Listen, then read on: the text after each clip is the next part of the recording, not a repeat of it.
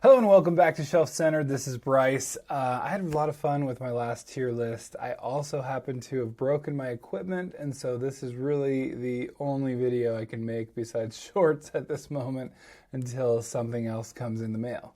So, having said that, I thought my last tier list with fantasy books was a good way to kind of introduce people to my taste, because I really, I've done a bunch of top 10 lists, but I haven't done like a larger list of things, even though I had promised at one point to do a top 100. I will get there. I got to just work on it. So I thought I'd do science fiction just to kind of see where I was at. I did a video recently on the top 5 sci-fi books, kind of classics that I want to read, and thought that maybe I should see where I'm at with when it comes to science fiction and books that I've read. So I actually, as opposed to the last list where I just grabbed a random one on this tier maker site, I grabbed this one. I made my own. So these right here are all taken from Goodreads. I had to download them all. I made up my own categories. We went with some sci-fi classics like FTL, Faster Than Light Speed. Then we got Light Speed, Sound, the speed of sound. For some reason, I thought speed was the right way to go. A speeder, like in Star Wars, we're talking like an automobile. And then we've got a human, really super slow. So that's my list of, those are the top ranked is FTL and the bottom is human. Because science fiction's about making humanity better, right? Anyway, we're going to go with that. I intended to do that. Okay. All right, starting at the beginning, let's see. Something, and maybe this is, some might call it fantasy, but I kind of call this sci-fi. It's more maybe like historical strange, but anyway, I'm going to go with it. So, and this is for some reason not the first book, which the first book is Bitter Seeds now that I'm looking at it. But Ian Tregillis, he has got a great series here. He's got the Milkweed Triptych, which is essentially what if during World War II the Nazis were able to kind of create superhuman kind of mutants with their technology and what would happen. Anyway, it's crazy, it's nutty, and it's actually really, really good. I'm going to go, because this is the first one, I might have to redo this, but we're going to go with sound, very good. Speed of sound is quite fast, so it's good. It's in the good range. I mean, if you want to really get down to it, this is A, B, C, D, and then this is the S tier, as everyone knows. All right, another one, possibly a stretch for science fiction, but I kind of felt like it's a little science fiction-y. Maybe it's more fantasy. I know we're jumping right off to the excuses. But 11/22/63 by Stephen King. This is one where, this one's a good one. It's really good. Is it good for sci-fi? You be the judge, but it involves time travel, right? I think that's really what I'm getting at. It's really good, though. Definitely one of my favorite Stephen King books. All right, and definitely read it. And the show's good, actually, on Hulu. All right, Armor, Stakely. This is one, interestingly enough, I heard all these great things about, but I think maybe it was overhyped for me, and I was not a big fan. I felt bad. I wanted to like it more.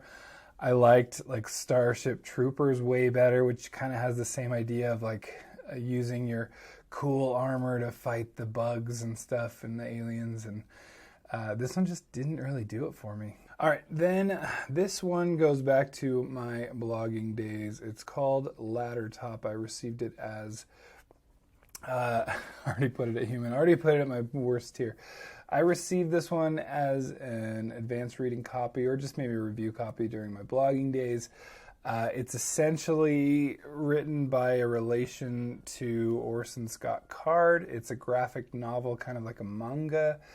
I don't know if people are big fans of it, but I read it and all I could just think of was like, what did she do? Just copy Ender's Game? Because that's pretty much what it was, except it's like Girl Ender. So it was hard for me to get behind it just because it was such a copy. And there we go. All right, Emperor Mollusk versus the Sinister Brain. This is by Ailey Martinez. Ailey Martinez, I'm just going to put it right here, I think. Ailey Martinez is one of those just, it's like horror, science fiction, fantasy, but in very humorous realm. I don't know, I need to read more, but this was one that just, it was pretty funny. I need to read more though, and it got me kind of just curious for more from Ailey Martinez. So can definitely recommend. Just a hilarious, like the Emperor Mollusk takes over Earth, and everyone's like ready to fight, and he's like, "No, I already did it. We're done." It just still sticks out to me to this day. I'm like, okay, like what if? I mean, yeah, you have to convince everyone. All right, Star Wars. Star Wars. I think you can make the argument that it is, science fantasy, but it is technically, people kind of consider it science fiction. So I'm going there. This is Darth Plagueis. Darth Plagueis was really good. I really enjoyed it. I think I'm going to go with still there, though. Lots of good kind of lore, but didn't quite like it as much as the rest of those in there. But anyway, it gets lots of background. He's just like barely mentioned in the Clone Wars, I want to say. Rendezvous with Rama. This is one that I think kind of helped me to understand the heights at which Clark could go to. I really enjoyed this one. And so I'm going with Lightspeed here. Rendezvous with Rama is just this cool, interesting idea. It's like this kind of ship type thing comes into the atmosphere, and it's kind of into our realm, and it's kind of like, what do we do with this? And it doesn't do anything for us, and it just kind of sits there. So what do? We go explore it, and it's like weird enough, and the ideas are there. I just thought it was a really entertaining way to address this.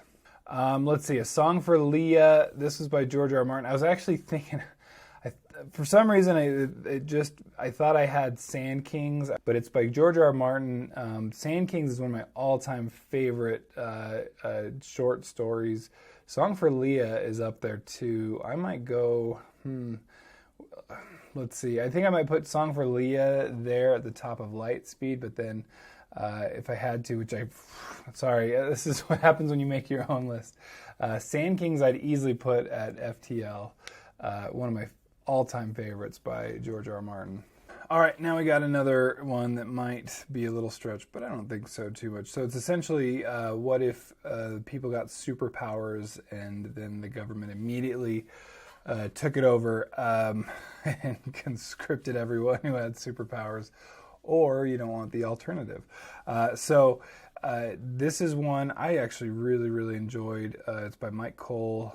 It does help that I did get a quote from my blog into the book, but that quote happened before, clearly, before I knew it would be in the book. So I read it much, much more, well before. But it still has a special place. And it does then end up eventually in the series involve some good like technological, advances and whatnot. I really, really enjoyed it, but let's see, where do I want it? Maybe Top of Sound. We'll go there. Really like that one. All right, Heir to the Empire, Star Wars again. So I have at least read a couple of Star Wars here. Really cool, cool concepts. Great bad guy. This is one of those things where Star Wars, Disney bought Star Wars, and it's like, yeah, I get it. We made the whole expanded universe non-canonical. It's still so many good stories that have kind of stood the test of time. You couldn't have used some of them, like taken some of the ideas that actually worked quite well. It was almost just like, well, we can't do that. Like what are they, oppositionally defiant or something? It was just, anyway, like, well, we made them non-canonical, so we just have to get rid of it. And anyway, one of the best bad guys. Great to just have more of your favorite characters, Luke, Han, Leia. Anyway, so I don't know if I'd be bad in putting this. I really loved it. That was a really good one. We'll go with Lightspeed. That's a lot of fun. All right, Hitchhiker's Guide. That's what this one is. It's hard to tell right there. Hitchhiker's Guide to the Galaxy, Douglas Adams. This is one where I understand why Douglas Adams eventually, at least as I understand it, maybe it's wrong, but eventually developed like writer's block. And it's like, I don't know how you write this way, where every page has something great that you can quote. It's just brilliant. I think I just got to put it in FTL. It's one of my favorites. It's hilarious. It's so good. All right, this is Stephen King's The Long Walk. This is, kids participate, like teenagers, in this really long walk. And if you don't keep making your steps forward, you get a couple chances, and then they off you, whoever's running this game, and then only one can win in the end. So, desperate people join it. This is one of my favorites. I read it on audio, and it was Kirby Hayborn that just did an excellent job. That was the first time I'd listened to something with Kirby. It is, I think, I may have to do a tier list for my favorite Stephen King books. I think it might be my favorite Stephen King book that's not The Dark Tower, because those are my favorites, at least the majority. But yeah, anyway, I think it's a little bit above 11/22/63 for me. I really enjoyed that one. All right, Partials by Dan Wells. Can kind of go, it was good but forgettable, so maybe like down here. I loved Dan Wells' I'm Not a Serial Killer, and I need to finish that series up. There continue to be more books published there, but Partials was good. It was entertaining, but as I understand, it wasn't really his idea. It was just, hey, you want to write this? And he did. All right. For some reason, I have a couple. I tried to just keep it to 1 or 2 books in a series here. Let's see. I might just... All right. And I guess they can be different, but anyway, I got a couple. The Expanse. I'm 3 books into The Expanse. I really enjoy The Expanse. Lots of I think honestly the quote from George R. R. Martin on the front of at least Leviathan Wakes is really apt. So George R. R. Martin's quote is essentially space opera done right, and it's action packed. It's lots of just crazy fun. It's a good detective story. Lots of good stuff. Where am I going to put this though? I got to put it somewhere. Abaddon's Gate, book 3 might be my favorite, but just barely. They're all just at a high level. Maybe right here, and I'm going to throw Abaddon's Gate just because it's in there too. Here at the front. There we go. I don't know. I'm gonna play with that. All right. Roadside Picnic. Let's see. I'm not gonna slaughter the authors' names, but you can figure this one out, I think. I just read this one. It's, I think, one of my favorite science fiction books I've ever read. I'm going to put it at Faster Than Light. Part of it is I just still think of it. I still think of how, I don't know, it's just such a unique concept to me, and maybe it's not for more seasoned science fiction readers, but just the fact that it treats just, it's not like humanity's the middle and the end all be all of everything in the universe. It literally was just like, what if we were just an accidental stop by point, a roadside picnic, and that's it. All right, The Hollow City by Dan Wells again. This one's good. It's been a long time, so I'm a little rusty on it, and I'm like, it might even be urban fantasy now that I'm thinking about it. But it had some good concepts, really more mental and psychological. As I recall, I'm going to keep it kind of down here, though, because I don't know if it beats any of those, but I think it's definitely on the sound level.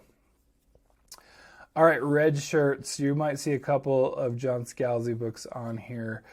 Red Shirts is my least favorite of all of his books. I have loved many of them, but Red Shirts is just down at the bottom. I might even say right down here. I didn't love it. I thought it was kind of boring. It was like forced. And now this comes from, you know, it was definitely more Star Wars than Star Trek. I did not watch a lot of Star Trek growing up. I watched some. And but Red Shirts just, it didn't do it for me. It was like two different stories. And anyway, didn't have the same pizzazz as I wanted. Maybe too many expectations behind that. Wool by Hugh Howey. And this was a good one. This is like, you know, in a future where humanity kind of lives in these silos. It was good. Is it as good? I might put it right in here. It was good. I think I might there we go. So let's go there. Wool, pretty good stuff. All right, Scoundrels. This is a Star Wars story. It's by Timothy Zahn as well. I read apparently the Star Wars with Timothy Zahn writes. I think I expected too much on this one, first of all, and second of all, I realized I like Star Wars a little too much, some might say, for the light-up swords and less for the blasters. I love that part of it. So maybe it's the fantasy fan in me, but it didn't get along. It was kind of a ho-hum story and heist kind of thing. So I don't know if it's all the way down, but speeder might be appropriate for a Star Wars book there. All right, Philip K. Dick now. We got the Three Stigmata of Palmer Eldritch. This was a good one. This is there's really one that we'll get to of Philip K. Dick books that I just didn't really jive with, and it's a very, very popular one. But this was a good one. This was very entertaining, interesting, and weird as only Philip K. Dick can do, and I don't want to go too far into it, or else I would spoil a lot. Anyway. Maybe I'll go. I think I can go the bottom of Lightspeed. There we go. All right, I warned you there'd be more John Scalzi on this list. This is the Human Division. So essentially, after Old Man's War trilogy, we've got the Zoe's Tale. I have not read that actually, but then we've got the Human Division, which kind of continues that on. Good. Am I struggling to remember much about it though? Yes. I loved Old Man's War. A Human Division, maybe just, it's fine. So maybe we'll go end of, since sound is getting quite large here. All right, this is Downside Girls by Jane Fenn. This is one, it's I think 4 novellas or short stories kind of thing. I think it's novella length-ish, or novelette. Anyway, 4 stories in one book. I really, really enjoyed it. I remember there was one that I thought had some inconsistencies and that were a little frustrating, but overall excellently done. Might be, and this is one I just have never heard much about, but I think I'm gonna go Lightspeed. I just remember I have good fond memories of that one. All right, Red Rising. Oh man, this is a great series. One of my favorites of recent years. Red Rising. Where's that going to go though? I don't know if the best of the best. I'm not sure I'm ready to go there with it, but I think I'm okay putting it at least at the. Yeah, maybe I can put it. I really liked it. I really, really enjoyed it. Anyway, very brutal, crazy series, and gets really good in the subsequent novels, even though I really enjoyed Red Rising, the first one. So, all right, Ernest Cline, author of the famous Ready Player One, had a follow-up in Armada, and I did not care for it. It was... As much as Ready Player One was just 80s obsessed, it made sense. It made sense in the world because of how it's set up to just, you know, to need everyone to have to know 80s stuff, right? Armada is kind of like, well, if you don't know 80s stuff, you're not the right kind of nerd, okay? And it's like exclusive, and so it's essentially his take on The Last Starfighter, but it was just, as much as Ready Player One made sense with the 80s deal, Armada just was like so forced into it, and it was like, I get it, you love the 80s, but it just was like almost like gatekeeping. I don't know, it's down here. I think I might have liked Red Shirts more. I don't know, it's hard to tell. All right, if you pay attention to Amazon deals, you will have probably seen this one in the past. Brilliance by Marcus Saki. Really enjoyed it. It was quite a fun romp. Do I need to read the rest as usual? Yes, I do. Definitely. So, let's see. I don't know. I think I might have liked it better than some, less as much as others. We'll go with that one. We're going to go with sound a little bit up from the bottom. All right, Steelheart by Brandon Sanderson. I mean, it's kind of set in the future, as much as you could name that science fiction, but really, really fun stuff. There's some things from Brandon Sanderson that I really love. Some things that are just kind of like meh. Some things I have not loved all that much. This one's a solid right in the middle for me. It's not like I'm like writing home about it, but at the same time, it's been fun to read, like with my son. Maybe at the bottom, I know of where everything goes, is sound. We'll see. We'll put that there. All right, Starship Troopers, Heinlein. This is, pretty easy for me. This is one of my all-time favorites. I absolutely loved it. There's something about it. And like I said earlier, it just did the kind of futuristic fighting better than Armor for me. And I really enjoyed it. I thought it was really fun. All right, Apocalypse Now. This is an interesting one. I love me a weird, crazy book that goes just nuts. This one was a little too weird and crazy for me, so I just didn't love it. Gonna have to probably maybe put it. It's definitely better than that one though. But just one of those just didn't work for me. It was just like a little too in your face or something. I don't know, too craziness, whatever. All right, now we got Edge of Tomorrow. This is actually one of those that I think I might like the movie better than the book, but only a little bit. The book is good, but I thought the movie did a really good job, good take on this. So, book-wise though, I actually might put it at the top of sound here, if it'll let me. It was still pretty good though. I really enjoyed it. All right, Annihilation, Jeff Vandermeer. I don't have a lot of experience with Jeff Vandermeer. I hear he does get into the weird stuff, which again, I like. But maybe I'm learning that I don't, because this one didn't. It was like all set up, and I really just, by the end, didn't care about anything much. The characters were just not great. And maybe, I don't know, maybe some people like them, but I just did not love them. I didn't really have much to do with them. I'm gonna go with down here.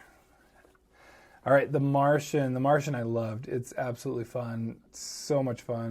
Pretty straightforward, simple like narrative, I think. But but I at the same time I'm going, how was it so much fun to have math?